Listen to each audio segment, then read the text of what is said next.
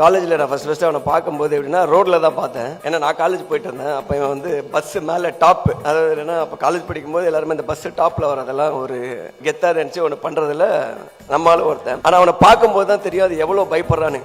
இப்படி ஒருத்தன் வந்து பார்த்தேன், இவன் என்ன பண்ணுறான் இவன் பஸ்ஸு டாப்பில் அப்படின்ற மாதிரி யாரோ கட்டாயப்படுத்தி கூட்டிகிட்டு போன மாதிரியே இருக்கும். ஆனால் அது இவன் தான் பண்ணுறான். அதுக்கப்புறம் சரி ஓகே இப்படிலாம் இருப்பாங்க போல் காலேஜில் நினச்சி போய் கிளாஸில் உட்காடுறேன். பார்த்தா பக்கத்தில் ஒருத்தன் வந்து உட்காடுறான். டே இதை பார்த்தா அதே ஆள் தான் இவன் வந்து உட்காடுறானா, நீங்கள் தானே அது மேலே ஆமாம் எப்படி இருந்துச்சு நல்லா இருந்துச்சு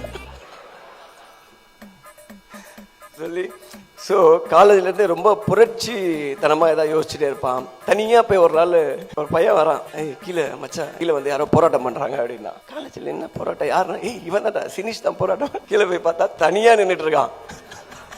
தனியாக நின்றுட்டு எதுவோ மொத்தமாக மாற்ற சொல்கிறான். காலேஜ் டைமிங்கை மாற்ற சொல்கிறானா என்ன மாற்ற சொல்கிறான் யாருக்கு தெரியல. என்னென்னமோ பேசுகிறான். மேலே இருந்து பசங்க வா மேலே எங்களை பார்த்து முறைக்கிறான். மேலே பார்த்து முறைச்சிட்டு அதுக்கப்புறம் மேலே என்னென்னமோ கூப்பிட்றோம். அதுக்கப்புறம் மேலே வந்து திட்டுறான். ஏன்டா ஒருத்தர் இறங்கி யாராவது ஒருத்தர் ஆரம்பிக்கணும்னு ஆரம்பிச்சேன், நீங்களாம் வரணும்ல, எங்கே வரணும் இல்லை வாடா உட்காரான்னு சொல்லி அப்போதுலேருந்தே சொல்லிட்டு என்னென்னா நமக்கு என்ன ஒப்பீனியன்னா கன்ஃபார்மாக இது வந்து வேலைக்கு ஆகாது, பெஞ்சை மாற்றிட்டேன்.